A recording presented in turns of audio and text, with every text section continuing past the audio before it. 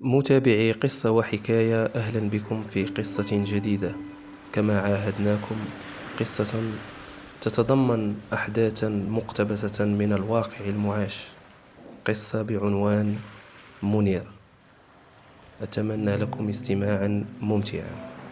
قصة اللي كتدور الأحداث ديالها بأحد القرى المغربية على واحد الشاب اللي عطى بزاف للآخرين، لكن نهار طاح واحتاجهم عطوه بالدار. انا عبد الله، واحد من 3 ديال الاصدقاء اللي قراو وتقاتلوا وانطلقوا من الوسط القروي بالظروف ديالو اللي اقل ما يمكن يتقال عليها مجرد تفكر في العيش فيها مستحيل، وما بالك انك تحاول تقاتل وتحقق فيها ولو غير جزء من الاحلام ديالك، واللي هي في الاصل حقوق في بلايص اخرين. احلام بحال الحق في التمدرس والحق في السكن والحق في الشغل والحق في العيش بصفة عامة، غير العيش فقط، سواء يكون كريم ولا غير ذلك. احنا 3 ديال الصحاب حاولنا قدر المستطاع اننا نفالتوا من قبضة الفصول ال4 بالعالم القروي، ومن تفاصيلها الاكثر قسوة مما يتصور كل واحد فينا، بالخصوص في وسط مرحلة انتقالية في اواخر التسعينات ديال القرن الماضي في المغرب. وفي الفيلاج كانت القراية حدها الابتدائي، اما الاعدادي والثانوي كنا كنضطروا ننتقلوا للمدينه نكريو ولا نسكنوا في دار الطالب باش نكملوا القرايه. والدينا كانوا من طبقات الفلاح الكادحين اللي النشاط الاقتصادي ديالهم كيعتمد على التساقطات المطريه الموسميه وعلى بيع ما تيسر من المحصول الزراعي ومن النعيجات باش يسدوا حاجيات العيش بحال مصروف الوليدات والبهيمات عام كامل. اما العيالات كانوا كيعاونوا بالدجاج وقنيه وتحمل مسؤوليه التسيير والتدبير الداخلي بحال الاقتصاد وفي الطياب وفي التصبين وفي داكشي.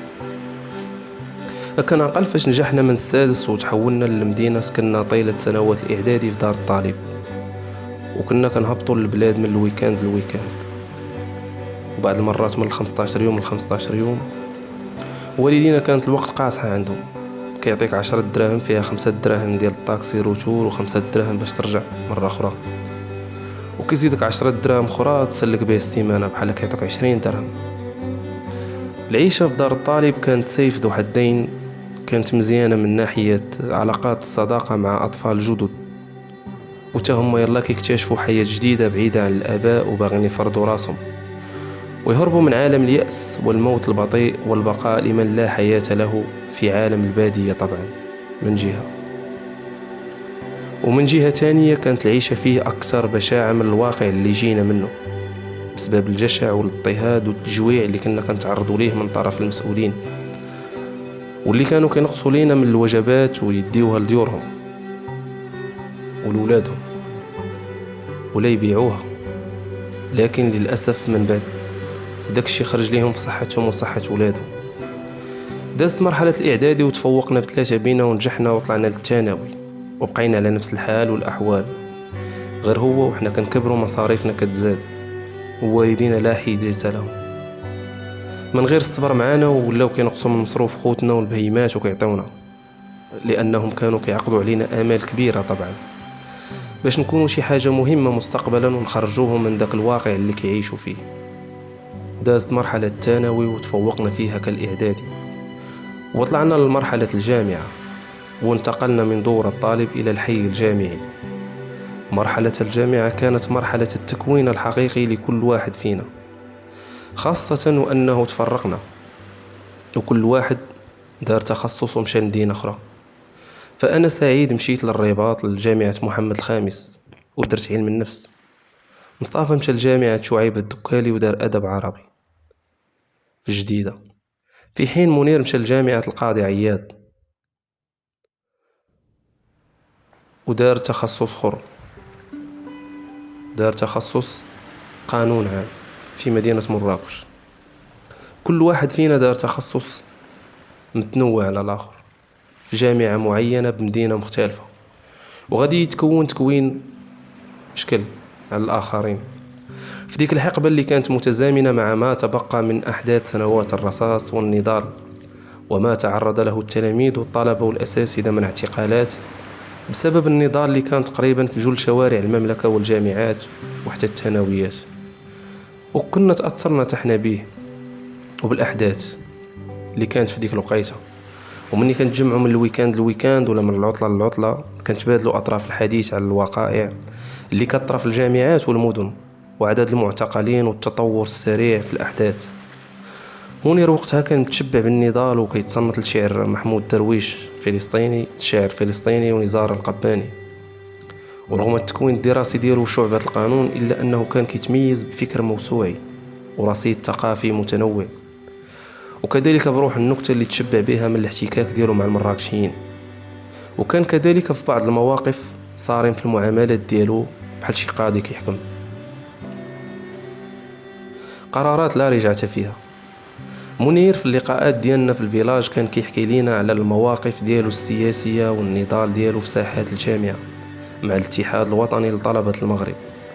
ورغم أنه كان دائم الحضور مع اعتصامات الطلبة إلا أنه كان عنده موقف من التيارات الطلابية ككل، من الإخوان والرفاق للعديد من الاعتبارات، واللي أهمها أن الحقوق باش كتخاد ماشي بتعدد التوجهات بل بتوحد الرؤى. وكان كيقول لنا الحقيقة خاصها تشاف بلا زاج ملون، حيت كل واحد فينا غادي يولي يدافع على اللون اللي عنده باعتباره المثالي وغنضيعه في تجاذبات فارغة. كان تبارك الله عليه طالب وباحث جامعي بما تحمل الكلمة من معنى. وكان كيعاود لينا على واحد الصديقة بنت البلاد ناوي معها الزواج إلا سخر الله، ومواعدين وكيتلاقاو من الليل فاش كيجي من مراكش. كيتلاقاو كل مرة فين مرة حدا شي نادر ديال التبن ولا حدا شي شوك ديال الهندي ولا في شي جنب جنان ديال الكرموس.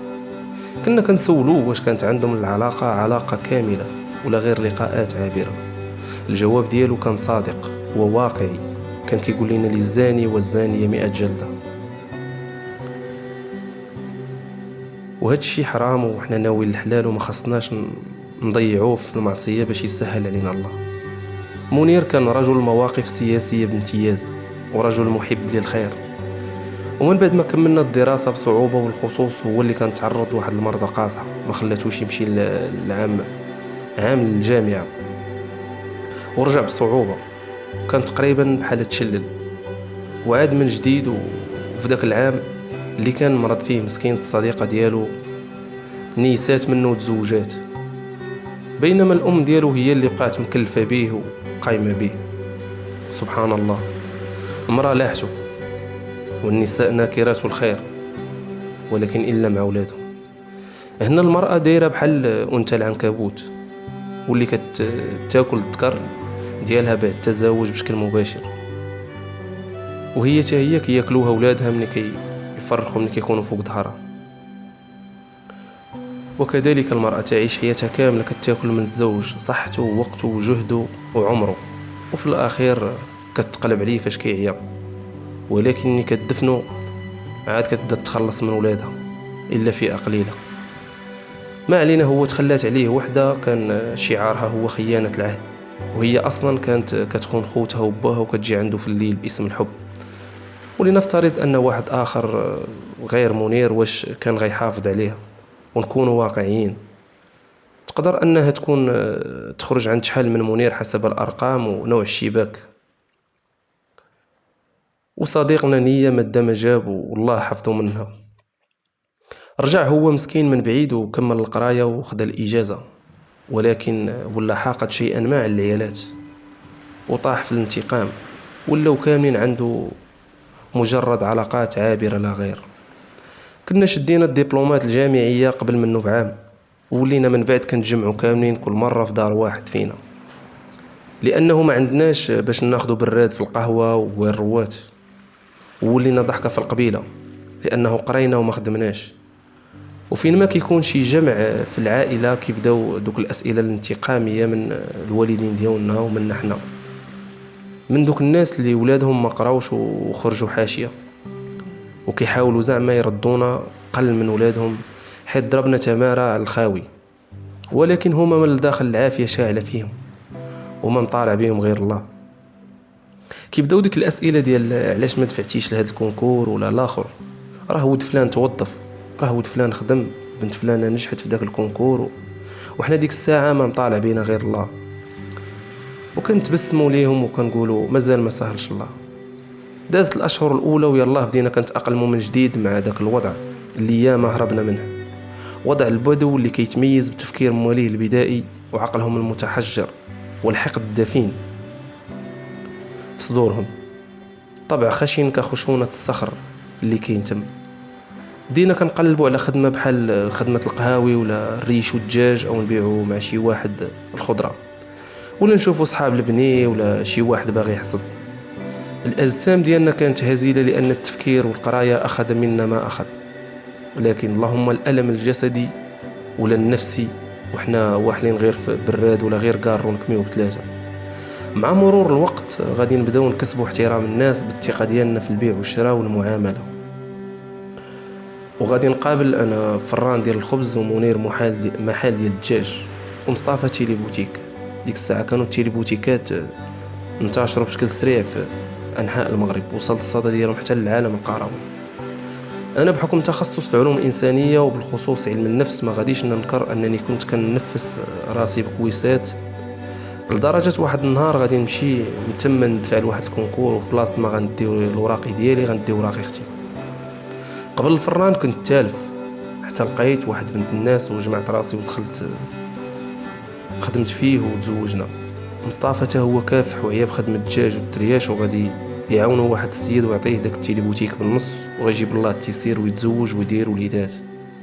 منير غادي يشد محل ديال الدجاج اللي كان فيه مصطفى، ولكن الخطأ اللي دار يبقى كيتسنى ينجح في شي كونكور، وحتى الصدمة ديال ديك العلاقة اللي ما نجحاتش. بجوج هاد العوامل غادي يديروا بينه وبين الزواج مسافة كبيرة.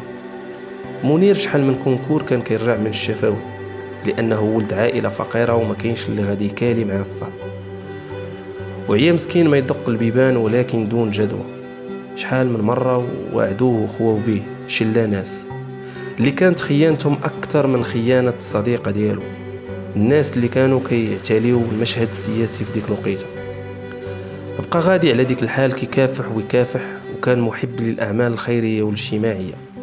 كان طلبة المنطقة كيقصدوه من أجل الإرشاد والتوجيه في شعبة القانون، كان كيقدم الدعم المادي والمعنوي لكل من دق بابه، وكان خير سند للجميع، وساهم في تأسيس العديد من جمعيات المجتمع المدني، وكان كيساهم من ماله الخاص. منير بقى على داك الحال حتى واحد النهار غادي يطيح ويديوه للسبيطار، ويكتشفوا أنه عنده واحد المرض في الراس، مرض نادر وقع ليه جراء الحفظ اللي كان كيدير على الضوء ديال البوطة اللي كان كيدير لها واحد الشبكة، وكان ديما كيحطها في شي شرجم قريب للراس. ومع المدة أثرت عليه وأثرت ليه على العروق ديال الراس، وغادي يتشلل، ومع الوقت كل شيء غادي يتنكر ليه وغادي يطوي الصفحة ديالو. منير غادي يبقى راسو هو والأم ديالو والإخوان ديالو وبعض الأصدقاء القلال في مواجهة المرض 4 سنوات. 4 سنوات، والحاجة الله يطول في عمرها هي اللي كتدير ليه كل شيء. في الأول كان كيقل على الأصدقاء، وفي الأخير غادي يبقى يقل غير على اللي كانوا كيزوروه بقلبهم ماشي كبروتوكول. وكان دائما ما يردد اللهم تولى أمري يا رب. منير أضاء ظلام العديد من الأصدقاء والناس في قبيلته، لكن سرعان ما طفوا الضوء على صورته ومواقفه معهم، وكاين اللي ما كلفش نفسه حتى الدعاء ليه بينه وبين نفسه. منير نموذج الطالب الكادح والشاب الراقي المثقف المحب للخير وللوطن، غادي يحب الله وغادي يسلم الروح ليه في ليلة 27 من رمضان، وكانت صادفات ليلة الجمعة. غادي يشد الرحال للجنة إن شاء الله دون بهرجة، في صمت وفي خشوع وفي غفلة من الجميع إلا المقربين منه، من تمكنوا من توديعه. التوديع ديالو الأخير غادي يموت سبحان الله وهو متبسم. عاد ناضوا أصدقاء المناسبات من بعدها وبداو كيبانوا في الصور من أجل تقديم واجب العزاء، وهما نفسهم اللي ما قدروش يمشيو حتى يزوروه، واللي هما النيت ما قدروش أو ما بغاوش ياخدوا ليه حتى كرسي متحرك كهربائي مني كانت عنده القدرة على الحركة. مات منير ومات معاه كل شيء زوين في الفيلاج، وبقي أصدقاء المناسبات والمصالح والصور كيعتليوا المشهد هناك، ينافقون بعضهم البعض. مات منير ولم يتبقى لنا منه إلا بعض المواقف الرجولية في الذاكرة، وبعض التشبيهات كبهيمة الأنعام، أولئك الذين حشرنا الله معهم في الدنيا ونتمنى ألا نرى وجوههم في الآخرة. مات منير، لكن شحال من منير باقي بيناتنا كيموت بصمت. إلا وصلتي حتى لهنا وعجبك المحتوى ديالنا، ما تنساش دير معك ابوني، جيم، بشي كومونتير زوين وبارطاج، وإلى قصة قادمة إن شاء الله.